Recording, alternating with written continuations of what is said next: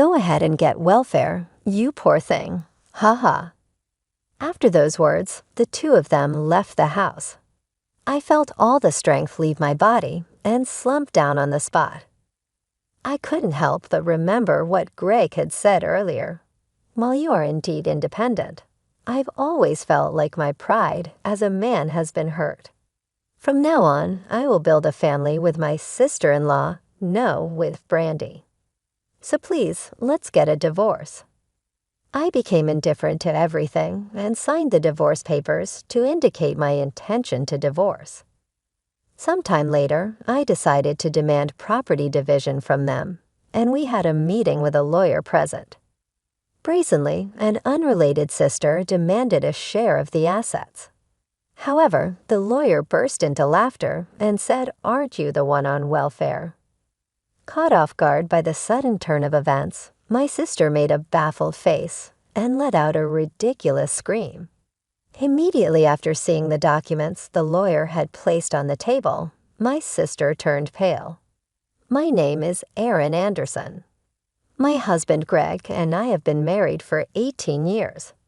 I am 45 years old, while Greg is 3 years younger at 42. We have one daughter, Jenny, who is currently 17 years old and in her second year of high school. She is facing an important period with her exams coming up next year. Greg and I met through work. I was working at a real estate company and Greg was employed at a related company. We hit it off over something trivial and frequently went out in our private lives. Greg is very sensitive and often struggles to make decisions decisively. At the time, I found his indecisiveness endearing and was drawn to him. I wanted to take care of Greg and did so purely because I have a much younger brother. Initially, I saw Greg as a brother and took care of him, but gradually I was attracted to his more masculine sides. After a serious relationship, we got married. Greg, who was usually indecisive, took the initiative to confess and propose. In situations where decisions had to be made, he did so properly. That gap made me feel that I could marry him and be okay. We had Jenny without experiencing any serious arguments or crisis of divorce. I thought that once Jenny became an adult, we would start our second life as a couple. "Hey, Erin, can I stay here for a bit?" That was until my sister Brandy showed up unannounced with a large suitcase. Besides my brother, I have another sibling, which is the sister standing before me. We get along well with my brother due to the age difference. However, my sister, who is close in age to me, and I have always had a poor relationship. I was always smaller and ended up wearing my sister's hand-me-downs. When our parents felt sorry and bought me a new toy, she would say, "Aw, lucky. Give me one too," and snatch the new doll I had received, replacing it with her old worn-out doll. Her tyranny didn't stop there. Taking things was still on the cuter side. When I entered elementary school, she took all my friends, and when I got my first boyfriend in high school, she seduced him away. I hated her so much that I went to a different university to avoid her, but she still interfered with my life, ruining what should have been a fun college life. I still dislike my sister to this day. If possible, I don't want anything to do with her. So I studied hard, obtained my real estate license, moved to New York, and lived a life without seeing my sister. For our wedding, Greg and I decided to have a photo wedding just for the two of us. Knowing my sister's personality, my parents kept my marriage a secret. Despite my hopes, my sister found out about my presence here. I was looking forward to having some time for myself and my husband once Jenny went to college. "Wow, Erin, you live in a pretty nice house for yourself. Is it a single-family home? Did you buy it? Oh, there's a room available here. I'll be using this one, thanks." I was snapped back to reality by my sister's shrill voice. "Hey, this is really inconvenient. You can't just show up and expect to stay. My husband and daughter live here too, you know." My sister ignored my words and started looking around the house. Today was a holiday, but Jenny was out attending classes, and Greg had left early in the morning for work. Could you please leave before the two of them come back? I pleaded with her repeatedly, but my sister wouldn't listen. Finally, in the evening, both of them came home. Who might this be? Greg, who looked puzzled, asked. My sister greeted him with a charm that belied her 46 years. Nice to meet you. I'm Aaron's sister, Brandy. When did you two get married? I had no idea, no greetings or anything. I was visiting our parents' house and found your photo wedding pictures in Mom's room by chance. It's so cold of you, keeping it from your own sister. Greg knew I had a sister, so he looked slightly troubled, probably thinking she was exactly as I had described. But I didn't miss it. Greg was slightly smitten by my beautiful sister. Jenny, returning home to a confused scene, must have been surprised. Suddenly, an odd they had never met before had invaded our home. However, my sister pushed forward with the idea of moving in. Actually, I got fired, and it's been tough managing rent and living expenses, so I was wondering if I could stay here for a bit. Well, if it's just for a little while, I guess it's okay. What? Now is not the time. Jenny has her exams next year, a critical time.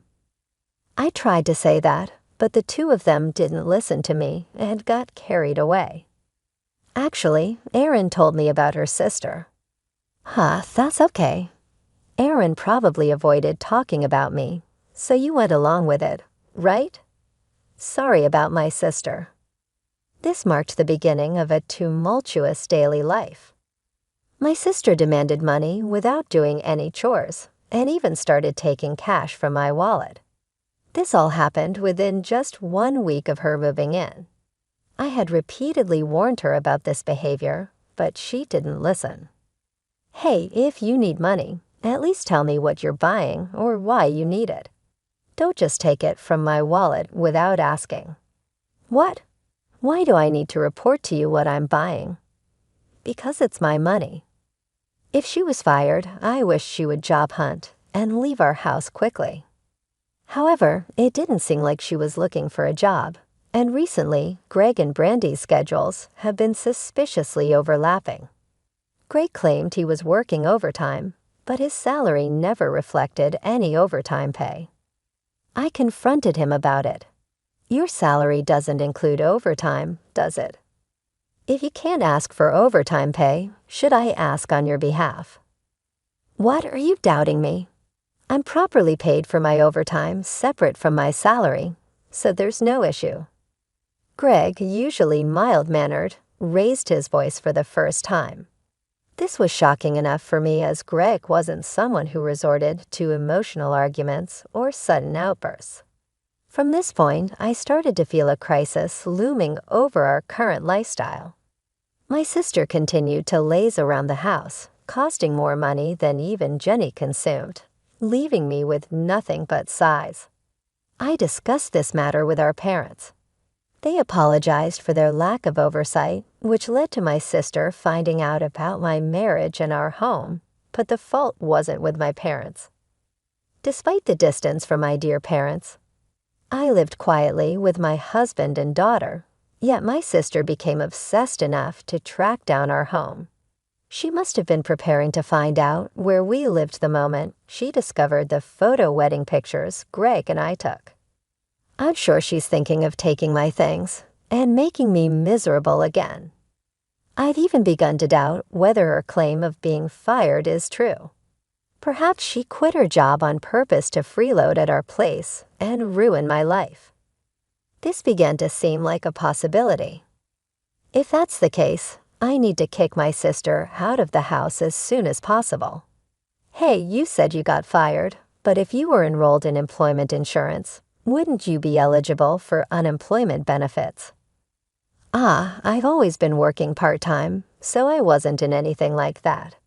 That's why I'm in trouble. I could have gone back to our parents' house, but I can't just make our elderly parents take care of me, right?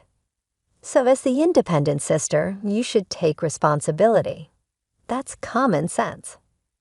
I was speechless at her nonsensical statement. After dropping out of college, Brandy had always worked part-time and never as a full-time employee. Learning this fact later made me realize why her job hunting wasn't going well. Then 3 months after Brandy began freeloading, I caught Greg and her in an affair. I had been suspicious, but to actually see them cheating. A meeting was canceled, and while killing time in a cafe, I saw Greg and Brandy walking together, hand in hand, chatting happily. It's inconceivable for a brother-in-law and sister-in-law to hold hands like that. At that moment, I was certain they were having an affair. After a while, when I had made up my mind, I confronted them at home. So the overtime was a lie, huh? And you, pretending to job hunt while actually hanging out with Greg. The worst. Even at this age, you can't be satisfied without taking something from me, can you? That's why I kept my marriage a secret from you. I exploded with emotion. They casually admitted to the affair, then began to say even more infuriating things. If I had known such a beautiful woman was your sister, I wouldn't have avoided her just because you told me to. Aaron, you're indeed independent, but I've always felt my pride as a man was being hurt. From now on, I want to build a family with my sister-in-law. No, with Brandy. So let's get a divorce. He then pushed a divorce paper towards me, already filled out in Greg's section. Fine, there's no way we can rebuild this. Brandy, Greg, from now on, I won't be responsible for your financial support, so just know that. Brandy then laughed out loud and said, "Go ahead and get welfare. You poor thing." What? As I wondered what she meant, Greg, half smiling, added something even more appalling. "Oh, that's right. Since custody usually favors the mother, it's better for our daughter to be with you, Aaron. Do whatever you want from now on." With those words, they left the house. A few minutes later, Jenny came home and was puzzled by the quietness of the house. I honestly told her that we were getting a divorce. Initially shocked, Jenny seemed somewhat relieved as she accepted the situation. After a while, the divorce was finalized. I decided to discuss compensation with them in the presence of a lawyer I hired. Shamelessly, Brandy demanded a division of assets. However, the lawyer burst into laughter and said, "Aren't you the one who should be on welfare?" Caught off guard by the sudden turn of events, Brandy made a baffled face and let out a ridiculous scream. Immediately after seeing the documents the lawyer placed on the table, Brandy turned pale. This couple doesn't have the kind of money that can be divided. Brandy looked shocked as she glanced back and forth between Greg and me. Of course, Greg was also surprised to hear that we hardly had any assets. Anticipating this, I had taken certain actions immediately after witnessing Greg and Brandy's affair. Therefore, the only cash between us was a mere $112,000. For a couple celebrating their 18th wedding anniversary, it's a hard-to-believe amount. Hey, what's going on? You had a lot of savings, didn't you? Greg, completely bewildered, asked this in a panic. Seeing him like that, I felt a surge of anger. You really have no interest in Jenny, do you? We talked about this. I said I've been saving up for her education, but now I'm thinking of transferring it to Jenny's account. You told me to do as I wish, so I transferred almost all of my savings to Jenny's account for her education. You should know this better than anyone. Jenny is managing her own money, and even after paying gift tax, it's no longer considered our savings. I said this with a composed face. Greg's complexion turned visibly worse as he remembered the conversation. Then what's the breakdown of the $112,000? Greg asked. About 80% of it is probably your secret savings, I replied. Saying this, Greg looked at me as if wondering how I knew about it. You knew about it and transferred your savings to Jenny, anticipating the division of property. You agreed to it, remember? You even signed the consent form. At this, Greg became furious. I thought it was strange. Why would you ask for my consent just for that? Greg said, frantically scratching his head, clearly regretting his actions. But it was too late to take back his signature. The lawyer confirmed that since Greg had agreed to the gift to Jenny, it was no longer considered marital savings.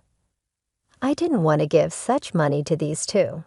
That's why I thought of making a living gift, I explained. Hearing this, Brandy was dumbfounded, but somehow managed to say to Greg, "Hey, you said we had plenty of savings. Weren't we supposed to live a luxurious life together? Dividing $112,000 won't amount to much. Why didn't you realize Aaron's intentions sooner?" Brandy reproached Greg, her face turning pale, but Greg avoided her gaze and kept silent. Greg had been earning little and had a considerable amount of student loans, so he hardly contributed to the living expenses after our marriage. However, this was agreed upon. When Greg mentioned it was difficult for him to contribute to living expenses, I said, "All right, I'll manage all the living expenses, so could you focus on saving money for our old age as much as possible?" Thus, I had been covering all living expenses for over a decade. Greg thought he had been able to save at least $1,000 or more, but when it was revealed it was less than $10,000, I was shocked.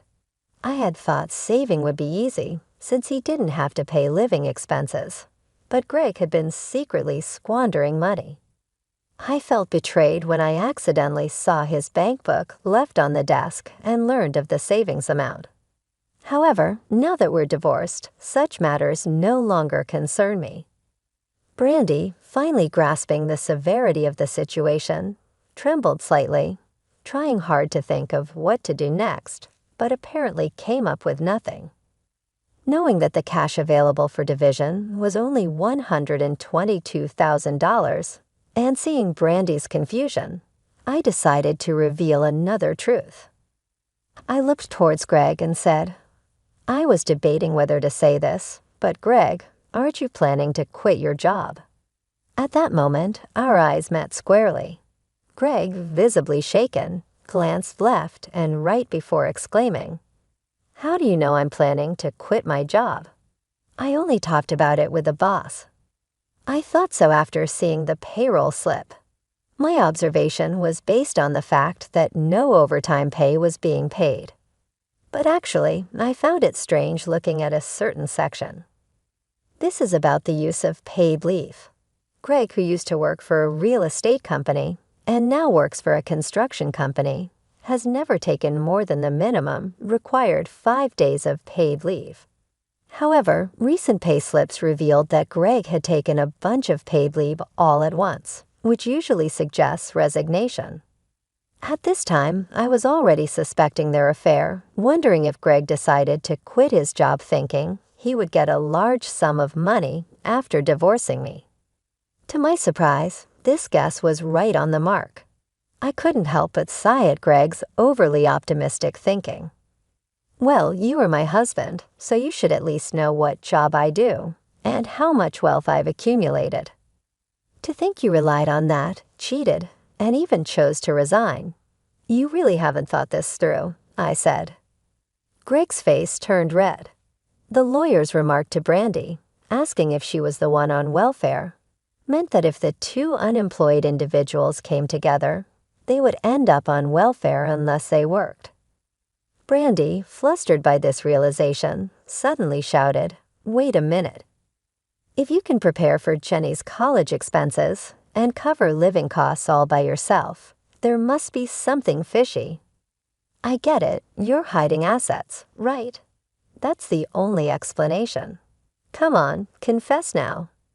Hearing her words, Greg seemed to have an epiphany. "That's right, Brandy. Actually, Aaron owns a lot of real estate, so we have to divide those assets too. Close call, I almost got tricked. Real estate is a significant asset, and we need to split it fairly between us. You've been acting all high and mighty, but you're also using sneaky tactics. Watching the two of them laughing about this, I was just dumbfounded. The lawyer couldn't help but chuckle at their ignorance. The tension in the room heightened. The lawyer cleared his throat and began to speak plainly. If we're going to talk about the division of property, you should study up a bit more, Greg. As the ex-husband, you should know that Erin owns real estate through her company, generating profit. A corporation and an individual are separate entities. Erin's company is her separate property, and it cannot be divided as marital property. The professionals have spoken, and there's no mistake. Realizing this, the two of them turned red and were speechless. The lawyer continued, "What can be considered for division are things like cars, houses, and cash savings. Moreover, Greg and Brandy have virtually admitted to their affair, allowing Erin to demand compensation from you too. Let's say $10,000 from Greg and $3,000 from Brandy." As soon as they heard this, their faces contorted. Isn't that too high? It was just a few months' affair, they protested. Yeah, isn't this normally not as much as $10,000? They seemed not to have expected such a turn of events and began making excuses. However, I immediately countered, "Who decided that? The market is just a reference. Greg, you took leave to secretly date my sister, and she didn't even bother to properly job hunt, instead choosing to live off my money." The lawyer objectively assessed the situation and decided on this amount. What would you have preferred, a higher amount? At that, they hastily shook their heads no. The discussion couldn't be concluded in just one day and was adjourned. But I felt a firm respect response. 2 weeks later, we convened again for discussions. Brandy, with a defiant attitude, said, "Give me the house and the regular car." Is that what you call compensatory property division? Then give Greg's $122,000 to him, and I'll pay the remaining $1,000. Okay. Hearing such nonsensical demands, I was about to yell in anger, but managed to control myself with reason and slowly sorted out the situation. The house still had a mortgage and required maintenance regularly, so it would have some value if sold. The car was also relatively new, purchased just 5 years ago. Accepting my sister's proposal would mean a loss for me, which I absolutely did not want. Sister, did you even do the math? If you consider selling the house and car, you wouldn't say such things. Usually, it's not the cheating party, you guys, who should be making these demands. It's me, as I pondered how brazen they could be. Greg, sitting next to my sister, overlapped my words with his own, beginning to say something else. You own assets worth $170 million in the company, right? I don't care if you're some real estate mogul or whatever, but being so stingy with all that wealth is just insane. Caught off guard for a moment, I ended up laughing at their absurdity, given the situation. Seeing me suddenly burst into laughter made the two of them freeze. After a good laugh, I returned to a serious expression. So is that all you wanted to say? And why are you acting like you're the victims here? Stingy? I'd rather be stingy than give any money to a man who abandons his daughter for an affair, or to the worst kind of sister who steals her sibling's husband. I'd rather secure as much as possible for Jenny. They flinched at my words. I wanted to tell them to study more about legal terms if they wanted to use them. What were they even thinking, saying such things? I planned to dismantle their delusions bit by bit. Greg, this house is under my name, right? I know that, but we've lived together here, Greg interjected. So what? It's my separate property since I'd bought it with a mortgage before we got married. No matter how you twist it, it remains mine, I clarified. The car, bought new, is accident-free and of a model that sells well. If you want it, you'll have to pay me half its appraised value. That's how property division works. We own 2 cars. One is the new car currently being discussed, the other a used compact car. Probably wouldn't fetch much, but the lawyer said houses and cars are subject to property division.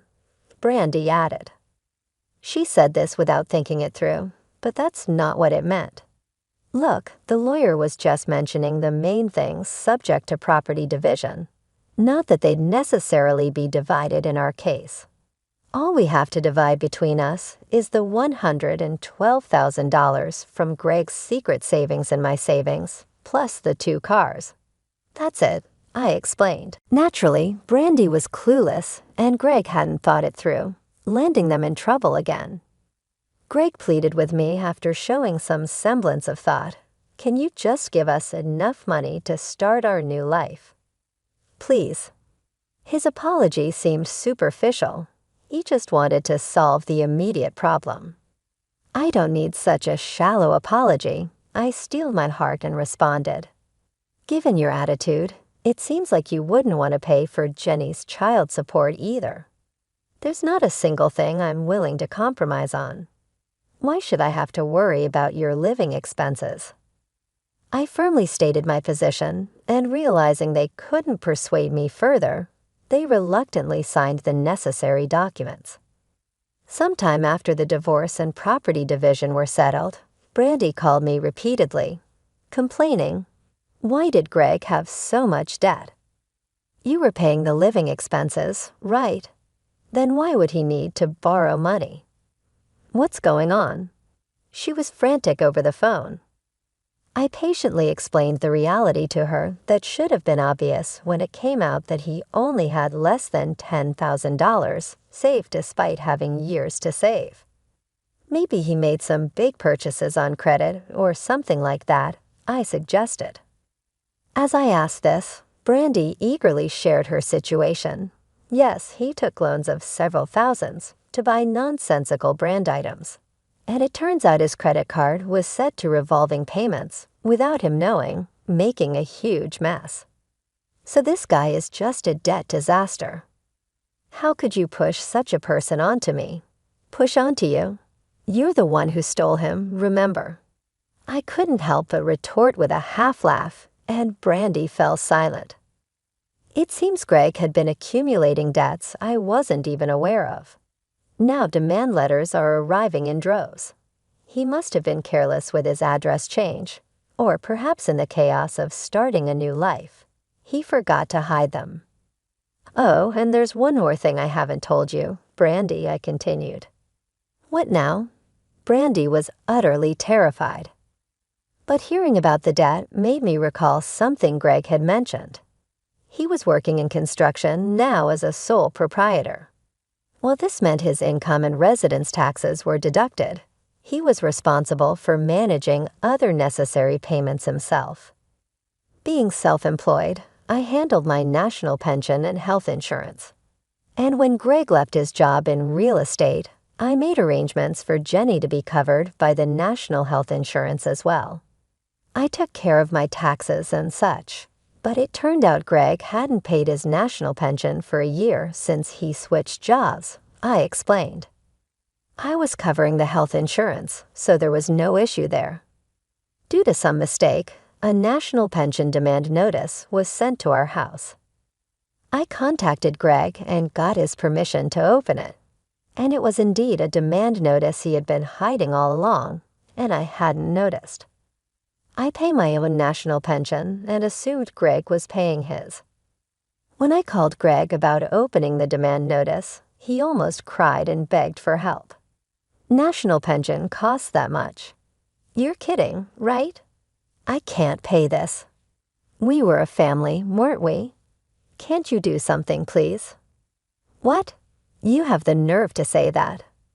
The very person who abandoned his wife and child is asking for help.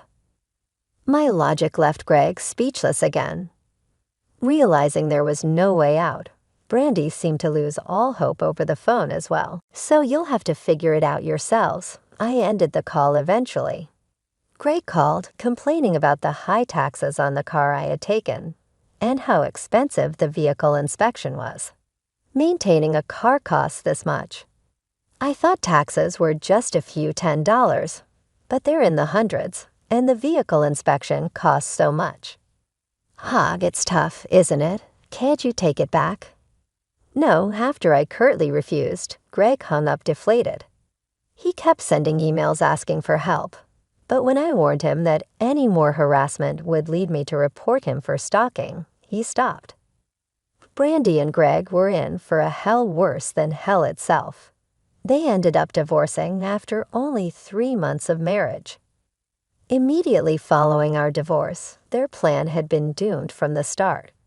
When they realized the house under my name wasn't part of the assets to be divided, their marriage was never going to work. With tens of thousands in debt and compensation to pay, their divorce was more tumultuous than my own.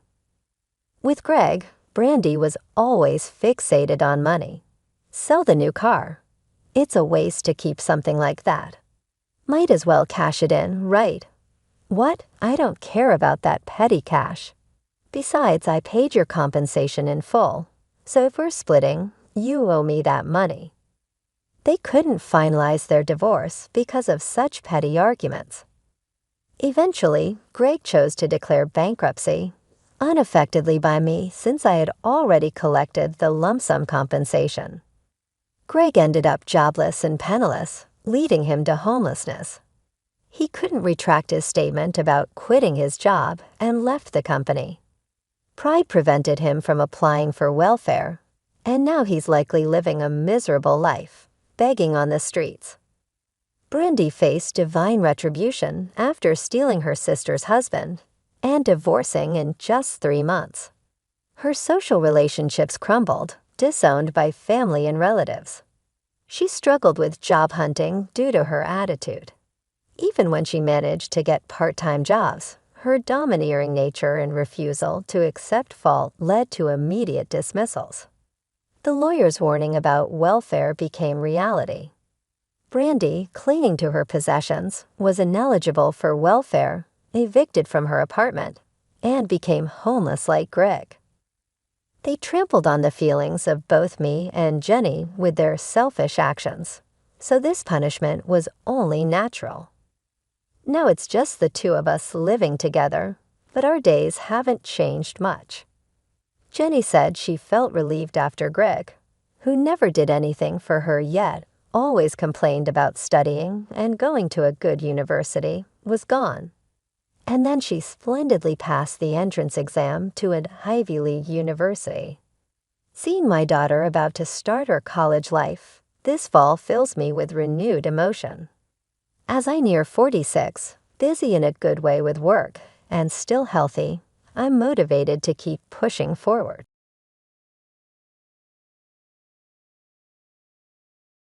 Enjoy your new home. My mother-in-law's voice dripped with satisfaction through my hospital room phone.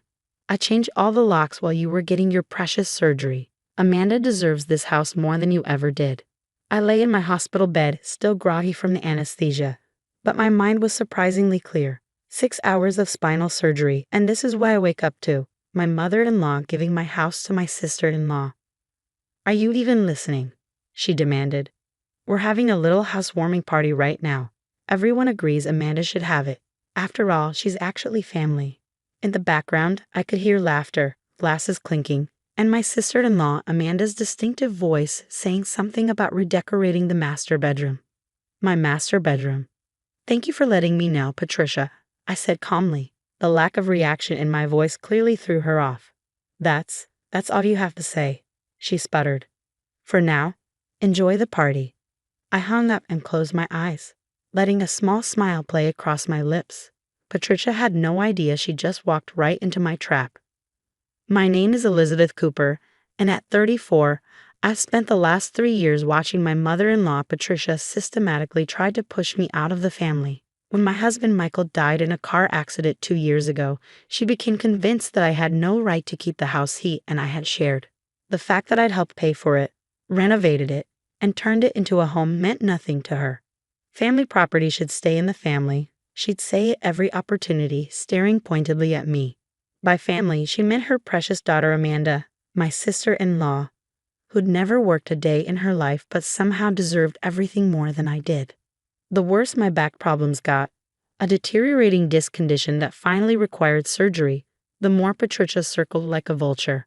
She'd bring Amanda to family dinners, have her help with my housework when the pain was too bad, all while making it clear that Amanda could handle the house better.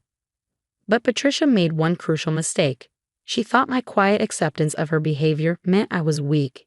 She had no idea that every snide comment, every manipulative move, every attempt to push me out had been carefully documented, photographed, and filed away. I reached for my phone again, this time calling my lawyer David. They did exactly what we expected, I said when he answered. Patricia changed the locks and moved Amanda in while I was in surgery. They're having a party right now. Perfect, David replied, and I could hear him shuffling papers. The security cameras caught everything. Every moment, I confirmed, including Patricia using the spare key she claimed she'd lost last month. 6 months ago, when my back pain had become nearly unbearable, I'd started preparing. I knew Patricia would make her move when I was at my most vulnerable, so I'd installed security cameras throughout the house, documenting every conversation, every threat, every time Patricia brought prospective buyers by when she thought I was at physical therapy. What about the property transfer documents? David asked. Still locked in my office safe. The ones Patricia thinks she found in my desk drawer are very convincing copies. I smiled, remembering how I'd left them there as bait, watching through the cameras as she discovered them 2 weeks ago. The documents suggested that Michael had left the house jointly to Amanda and me, something Patricia had been desperately trying to prove since his death. She'd been so excited by her discovery that she never bothered to verify their authenticity. Your mother-in-law is in for quite a surprise, David said. The real documents, plus the footage of her breaking in and attempting to transfer property under false pretenses, she's going to regret this little housewarming party. I heard more laughter floating through the phone from the party happening in my house. Patricia's voice carried clearly. Finally, the house is back with its rightful owner. No more putting up with that gold-digging widow. Let them celebrate, I said quietly. Everything is falling into place exactly as we planned. Rest up and focus on your recovery, David advised. I'll file everything first thing Monday morning.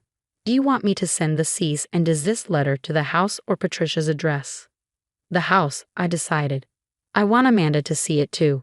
They should both understand exactly what they walked into. After hanging up, I adjusted my hospital bed and looked out the window at the setting sun. 2 years of watching, waiting, and documenting every move Patricia made. 2 years of playing the grieving, passive widow while she plotted to take everything Michael and I had built together. The nurse came in to check my vitals, frowning at my elevated heart rate. Try to stay calm, she advised. You need to rest after major surgery. If only she knew that my racing pulse had nothing to do with pain and everything to do with anticipation. Patricia thought she was finally getting her victory, giving my home to her daughter, while I was too weak to fight back. Little did she know, every decoration they hung, every celebration drink they poured, every moment they spent plotting in my house was being recorded, documented, and added to the already substantial case against them. I picked up my phone one last time, looking at the security camera feed from my house. Patricia and Amanda were in my living room, already measuring for new curtains. The party guests, mostly Patricia's friends, were wandering through my home like they owned it, probably all congratulating themselves on finally getting rid of me. Enjoy it while you can, I whispered, turning off the feed. You have no idea what's coming. Let them have their party. Let them think they've won. On Monday morning, they'd learn exactly why you should never underestimate a quiet woman with a good lawyer and a long memory. I closed my eyes, finally allowing myself to rest. For the first time since Michael's death, I felt at peace. Patricia's time was running out, and justice was about to be served. The following Monday morning, I was still in the hospital focusing on my recovery when David's text arrived. Papers delivered, waiting for the fireworks. Right on cue, my phone rang. Patricia's name flashed on the screen, but this time her voice wasn't smug. It was shrill with panic. What is the meaning of this? She demanded. These papers the lawyer just delivered. This has to be a joke. I adjusted my hospital bed, making myself comfortable for what promised to be an interesting conversation. Oh, you mean the cease and desist letter? The evidence of breaking and entering? The fraudulent attempt to transfer property? No, Patricia, it's not a joke. But the documents, I found them in your desk. The house belongs to Amanda too. Her voice cracked with desperation. Those documents? I couldn't help but smile. The ones you stole from my desk when you thought I was at physical therapy? Check the letterhead carefully, Patricia. They're quite convincing copies, aren't they? The silence on the other end was deafening. I could almost see her frantically examining the papers she found, finally noticing the subtle inconsistencies we planted. You set this up, she whispered. I had a lot of time to think during those sleepless nights when my back pain was at its worst, I explained calmly. Time to watch you and Amanda plotting, measuring my furniture, planning how you'd redecorate once you got rid of me. The security cameras caught everything, by the way. Every conversation, every unauthorized entry, every potential buyer you brought through my house. Security cameras? Her voice rose an octave. What security cameras? The ones I installed 6 months ago. They're very discreet. I'm not surprised you didn't notice them. The footage is quite compelling, especially the part where you used that spare key you claimed you'd lost. Through the phone, I heard Amanda in the background, her voice panicked. Mom, there's someone at the door with more papers. That would be the formal eviction notice, I said. You have 48 hours to vacate my property and return my keys. All copies of them. You can't do this, Patricia sputtered. We've already moved Amanda's things in. We had a party. Yes, I know about the party. I have that on camera too, including your lovely speech about the gold-digging widow finally being gone. The judge will find that particularly interesting. The sound of papers rustling came through the phone, followed by Amanda's increasingly hysterical voice. Mom, these papers. They're talking about criminal charges.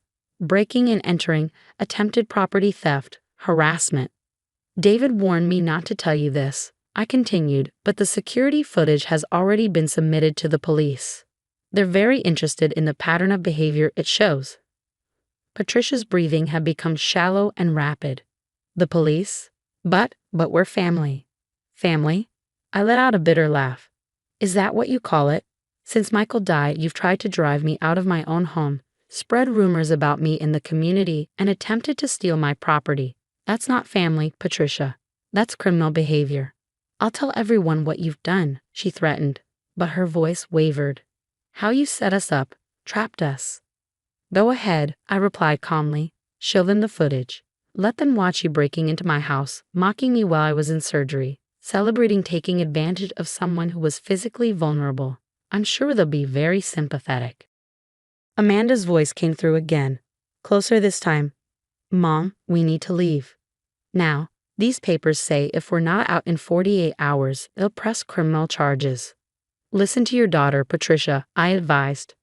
Pack your things and go. The security cameras are still running, and every minute you spend in my house is more evidence against you.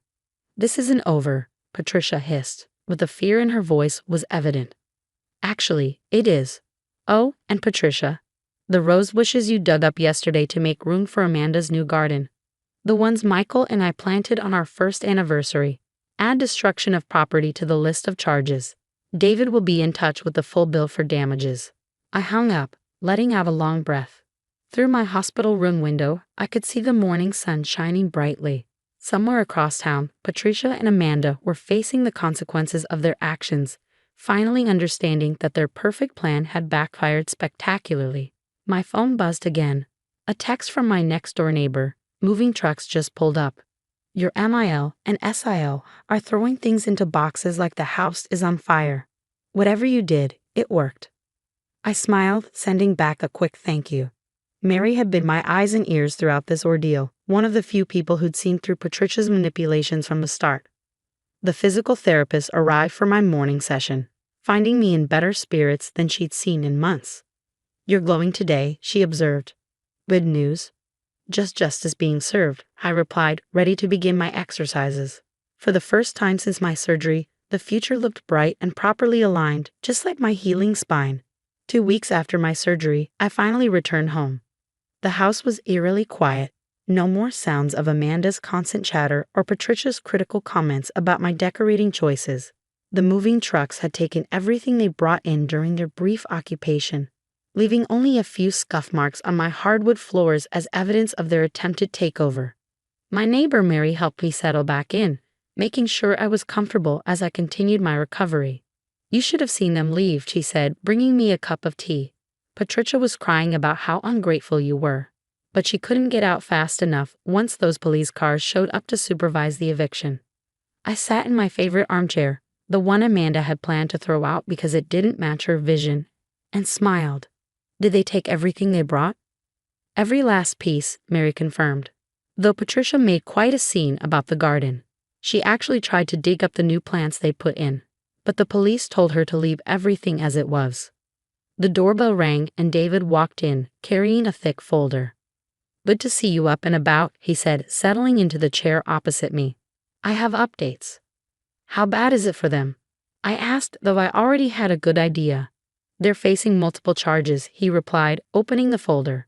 "Breaking and entering, attempted property theft, harassment." The security footage was damning, especially combined with the documented history of their behavior since Michael's death. The DA is particularly interested in the pattern of taking advantage of someone with a medical condition. I nodded, thinking about all the times Patricia had used my back pain against me, positioning Amanda as the healthy alternative who could properly manage the house. "There's more," David continued. "Several of Patricia's friends who attended that housewarming party have come forward. Apparently, she'd been bragging about her plan to take advantage of your surgery to seize the house. They're willing to testify." And Amanda, facing lesser charges, but she's not getting off easy. Her text messages to Patricia, which we recovered, show she was a willing participant in the scheme.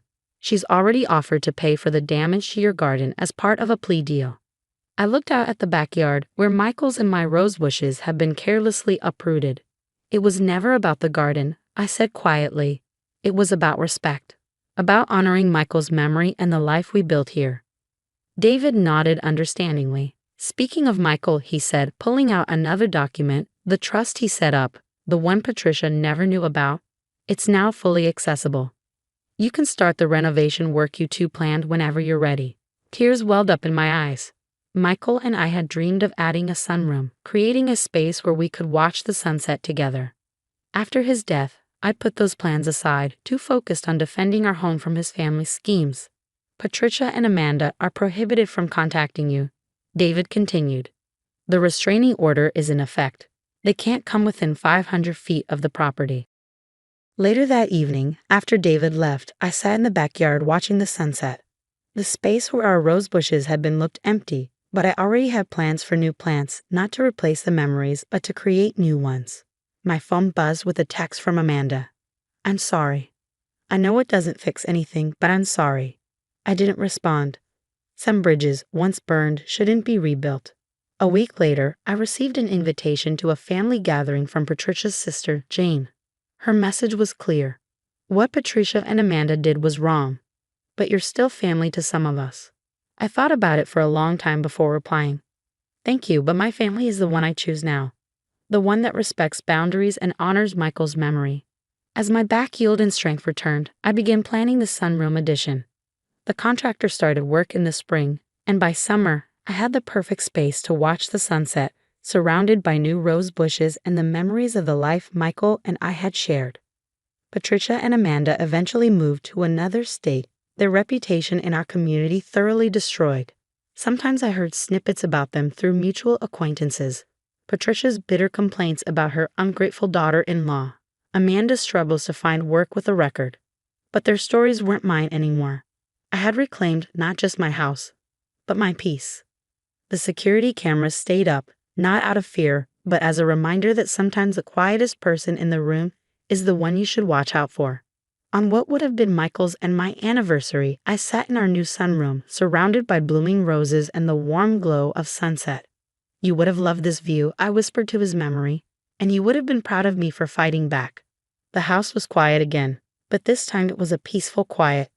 The kind that comes with knowing you've stood your ground and won, not just the battle for your home, but for your dignity and self-respect.